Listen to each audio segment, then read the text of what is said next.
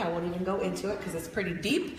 But that's what I do by day. By night, my husband and I are John Maxwell Team certified coaches. And so I bring that experience here to the group, helping women learn how to lead their lives, love their lives, and lead their businesses. And so that's a little bit about me. What I wanted to share with you, because there's so many of you who this is your very first CEO Chicks event you've been to. Yeah, I love it. Look at all the ladies. So we welcome you. We're ecstatic that you're here. And something great is happening in Atlanta. Can y'all feel it? I'm telling you. Something is happening in Atlanta, but I am here to help you understand exactly how CEO Chicks work. So many of you mentioned scrolling through Instagram, you saw pictures, but we are actually an online community, and that's how we started. Over multiple years, as Colleen talked at the beginning, we had our first major live event last fall in Orlando and blew off the doors of our event space, had to end up really like packing people in, standing room only, and it grew from there. Now we have a group in Chicago, we have a group in Orlando, and now we have a group in Atlanta. So our goal is to help all of you collaborate, create, and dominate. That's it. And so Colleen said it so wonderfully at our last event in Chicago. She said, we are about relationship. She's like, we're not looking for a one-night stand. We are here to really find women who want to truly collaborate, who want to celebrate each other, who want to learn from each other and make deals together, right? To move business forward, because we recognize we can do so much more together than we can as individuals on our own.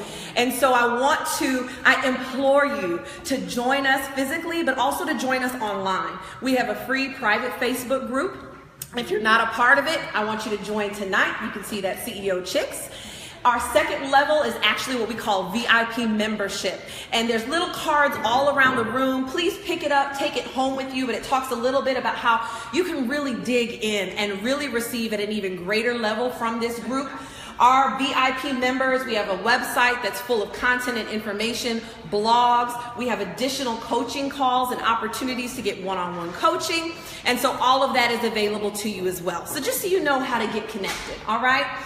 Don't keep scrolling by on Instagram. Jump in, all right? Join the group.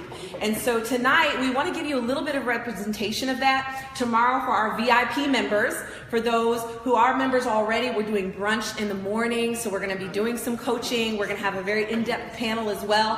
For those of you who are not VIP members yet but want to become, there's instructions on this sheet. And I'll tell you, do we have room tomorrow to add to our brunch for ladies who join tonight?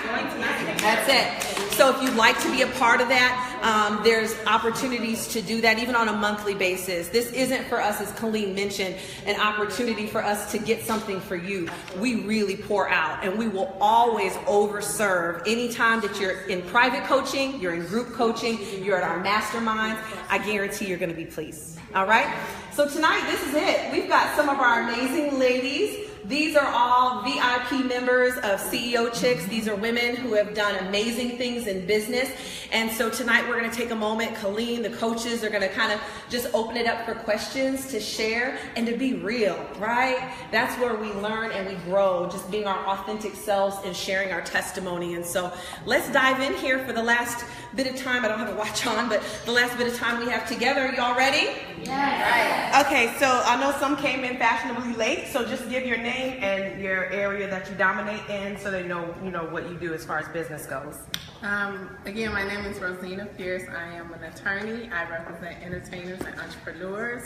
I help them protect their business, brand, and themselves via trademark and copyright law, contract drafting and negotiation, and also business and corporation. I did forget to mention, I felt so selfish because everybody started talking about their family.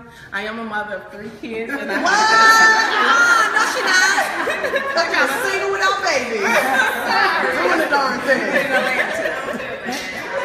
So I just had to put that out there. Hello, I'm Nicole Cooper. I'm the founder of Your Six Figure Year and Done For You Info Products. I'm an online business development and monetization coach.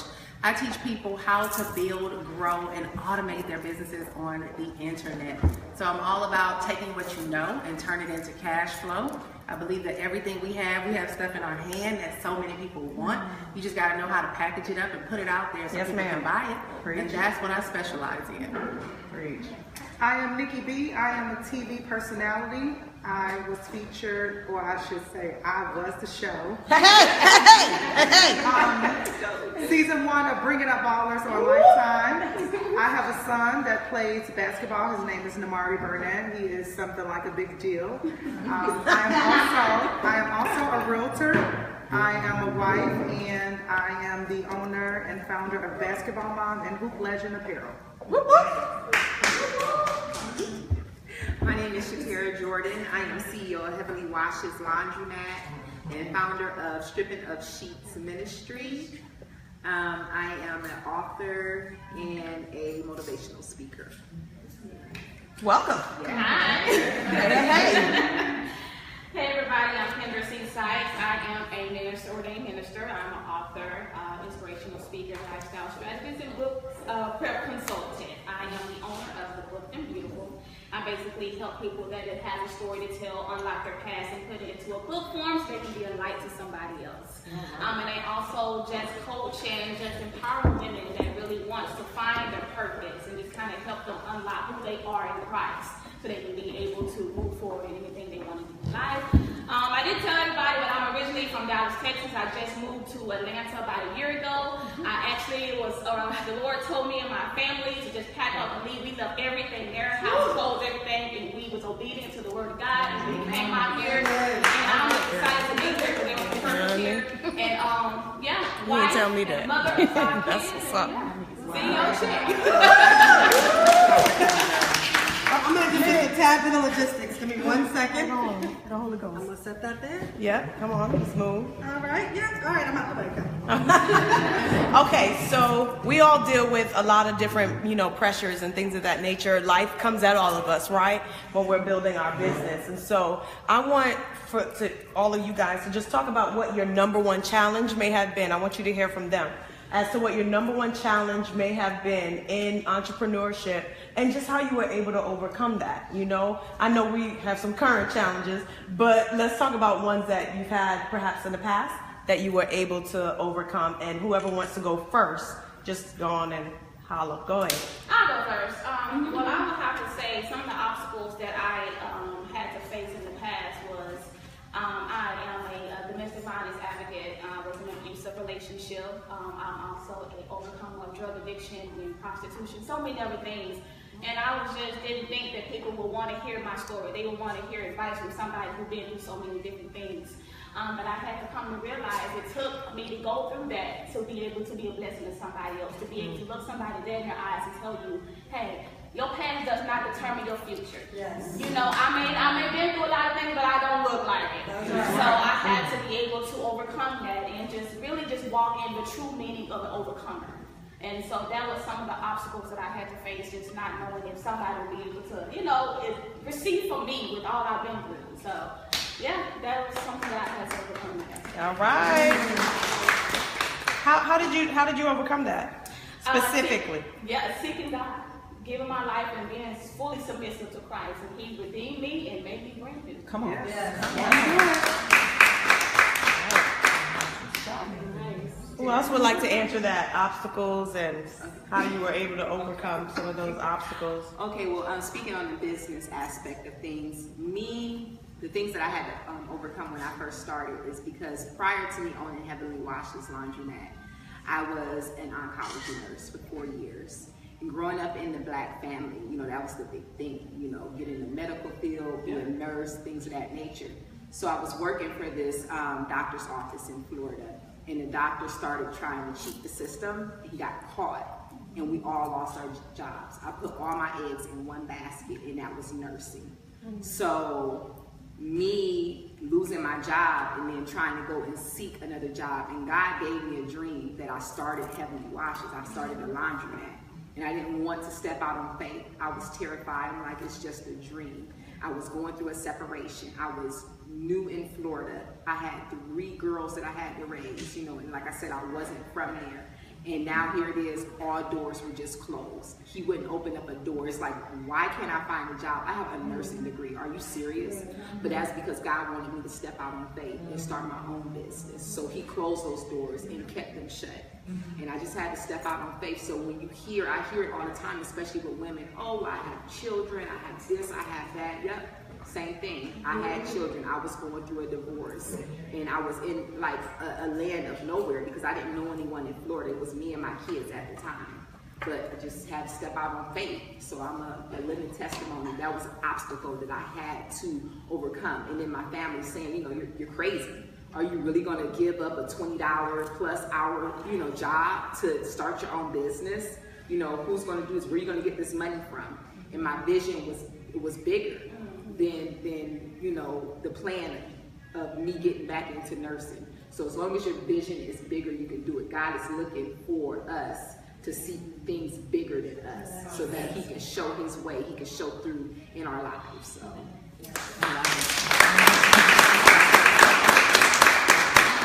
So you had the dream, you never ran laundromat service. No. So you opened Heavenly Washes because of this dream, and as a result, now I am. Well, I had 2 locations. I sold my first location. I have my second location, and soon here I'll be working on a 3rd location. Anybody else want to share? I'll share. I had to overcome being in control. I'm a Libra, I'm an alpha female. I consider myself a boss, I've always had the leadership role, and once I closed my art gallery, I owned an art gallery in Chicago in the West Loop where we hosted private events. And once I closed the doors, that's when the show finally got greenlit. And being on set and being accountable for being on time and, them telling you how you were going to do this and how you were going to do that, I was like, what? Don't nobody tell me what to do? Like, they not doing my makeup? Like, no. And I had to really humble myself and understand that there are different roles that you have to play, and sometimes you got to be on the other side. So I had to put all my pride aside, and opposed to always leading, I had to be led. And that has been a great journey for me. Wow. Because, in order to be a leader, you have to follow.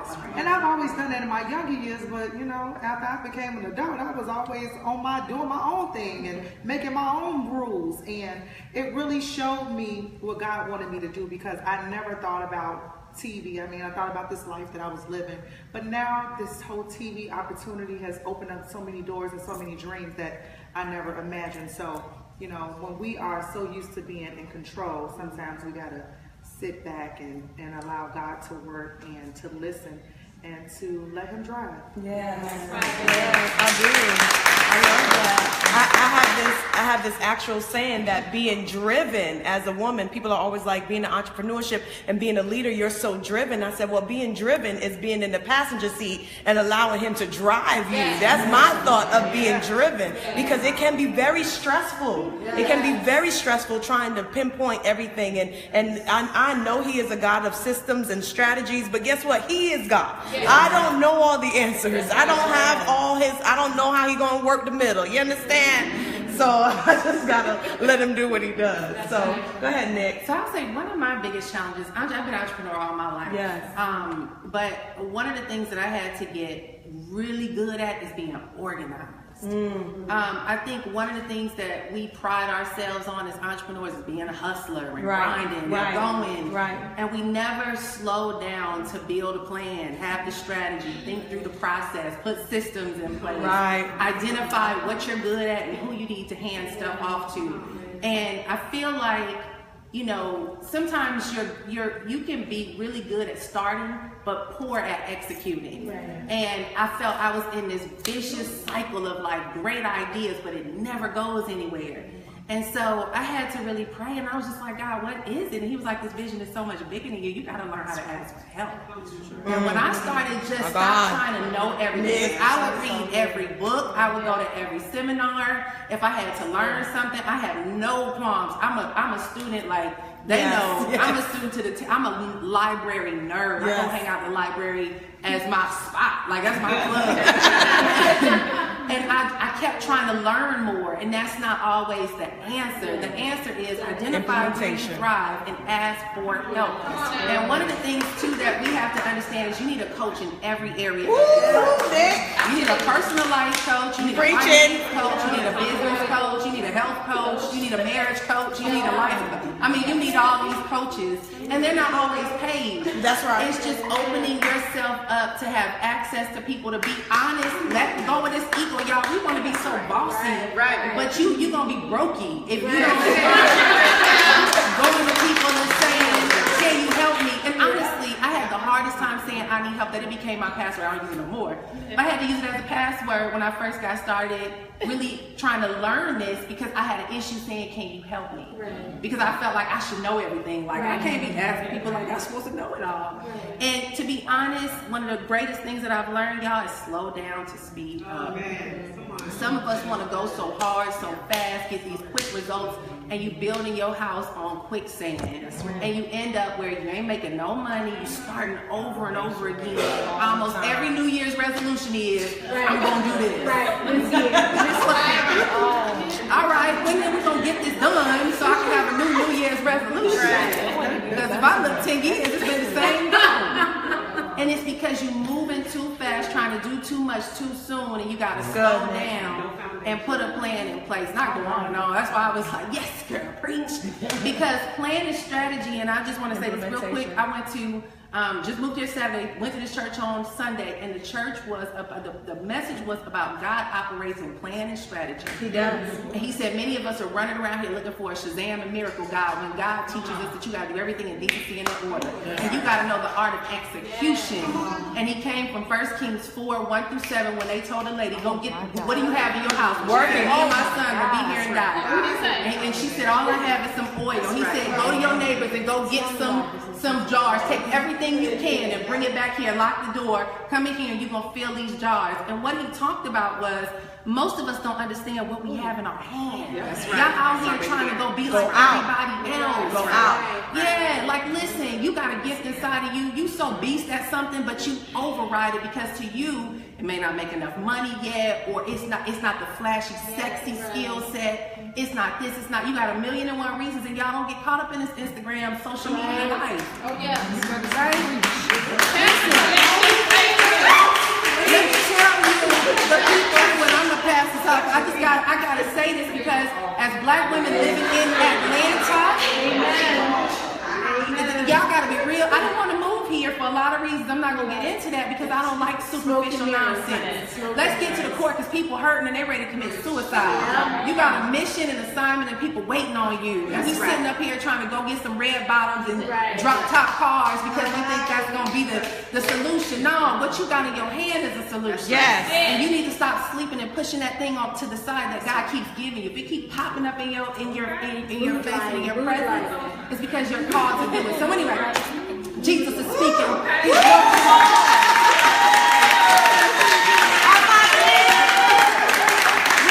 go read 1 Kings 4:1-7 and look up linkedupchurch.com. The message is there. This brother was so sharp. He talked about Uber. He said these guys did not make the internet. They did not come up with the concept of apps. They were in London. One of them was saying, dang, he wanted a cab. And he was like, it'd be real nice if I could just go to my phone and push a button and somebody come. That company made $6.5 billion last year. Them guys are 38 and 41 years old. Okay? And it's an idea that they executed on. Y'all, it's all good to say I'm CEO and have cute business cards and cute brands. That don't make no money. And it doesn't have no longevity. Y'all better stop being hustlers and become business professionals. So you got the queen right here. You see what I'm saying? Yes. I'm just learning this stuff. I'm not trying to sound like I had it all together.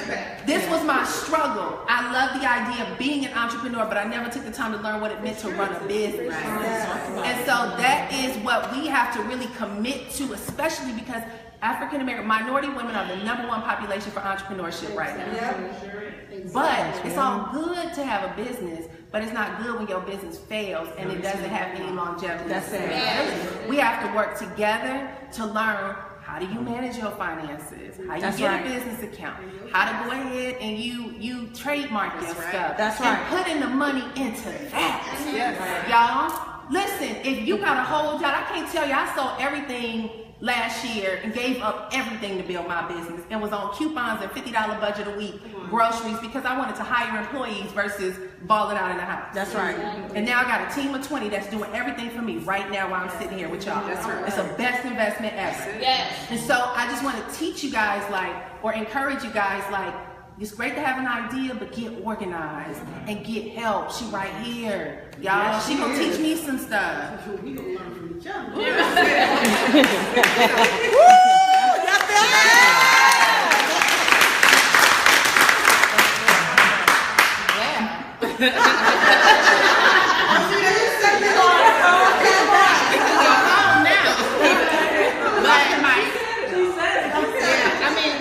she did.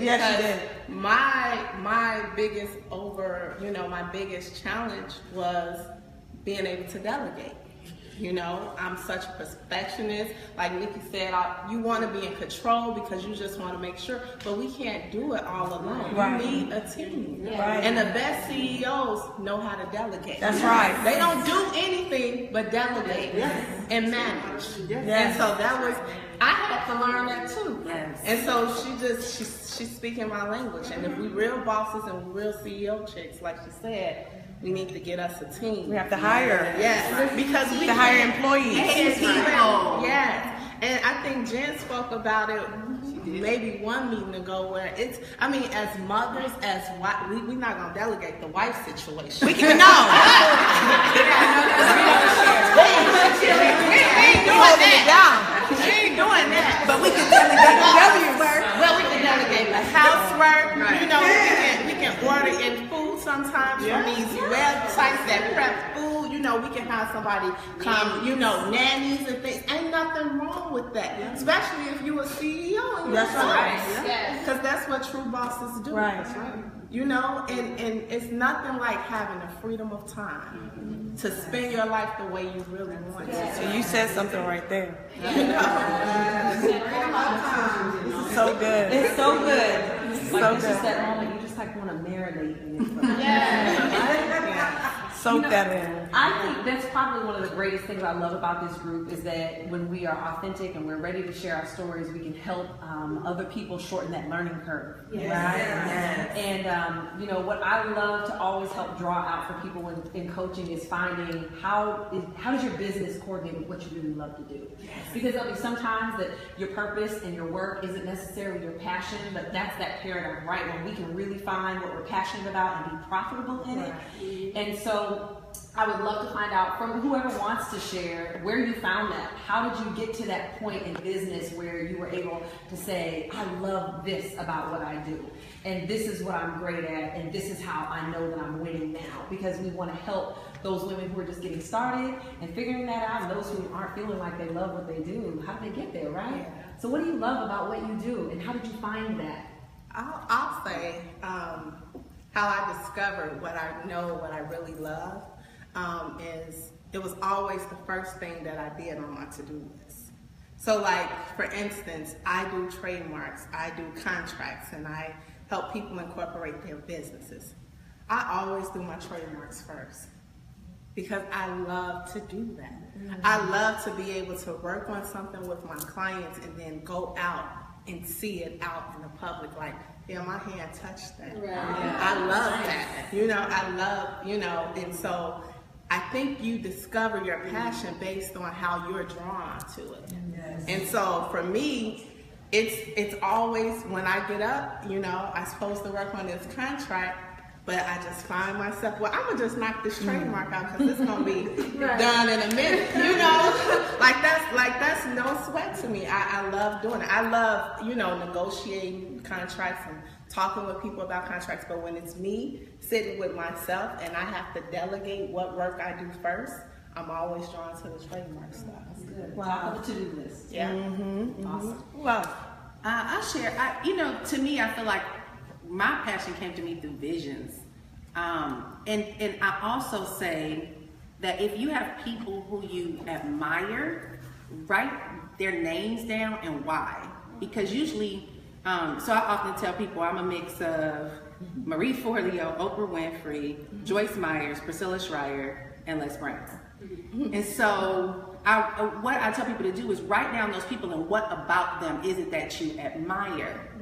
Then when you write down what is it about them that you admire, move their names, mark their names out and put your name at the top. Usually you admire something in them because you see it in you, but they're living it. Yeah. And then you start being able to, that mirror is exposed where you're like, I'm supposed to be doing that. Oh my goodness. I'm supposed to be doing that. And growing up for me, business figures, Claire Huxtable. I hate what they doing to Bill. I don't know what happened with that, but how many of y'all are Huxtable That's right. kids? That's right. Baby! They're the reason why I knew black colleges existed. Yes. You know, but Claire Huxtable, I always thought about how sophisticated she was. Right. But Robin Givens and Boomerang. Do y'all remember that? And how she used to be in those executive, the office, All the time. Tower, and I mean, and I was driving today. I was going to this event for a client. I'm in the back seat of Uber, and it just dawned on me. I was doing a deal with my team, like having my team do stuff. We got Slack, so we, I'm just taking care of business while I'm in the back seat. And I was like, I'm living my dream. That's right. I used to remember seeing, people on TV, women in New York in the back seat while the driver's driving and they working their business on the phone. I didn't always know what business I would be in, but I was like, I like that. Right. That's me. So thank God for Uber, because now I'm in the back seat. It's for $14, but I'm living my dream with my private driver. But I say that to say, to me, it's like, I tell people, God gives you, to me, it's like the Amazing Race where he'll give you a clue. And when you pursue that clue, he's not going to give you the next clue until you get to that first clue. That's right. Once you get to that first clue and you execute and you do that assignment, then you get the next one and you start realizing and it unfolds what it is that you saw, but you didn't have the full picture for. And so for me, what is your purpose and what is your passion is something that keeps resurfacing over and over again. And when you see somebody, you identify it in them. You may just think you admire, I might think I admire Damali, but honestly, it might be something about what Damali is doing that I'm supposed to be doing that I'm like, that's why I admire. I tell people all the time, listen, that's why celebrity doesn't carry a lot of weight anymore. People don't really care about you. They care about what you can do for them.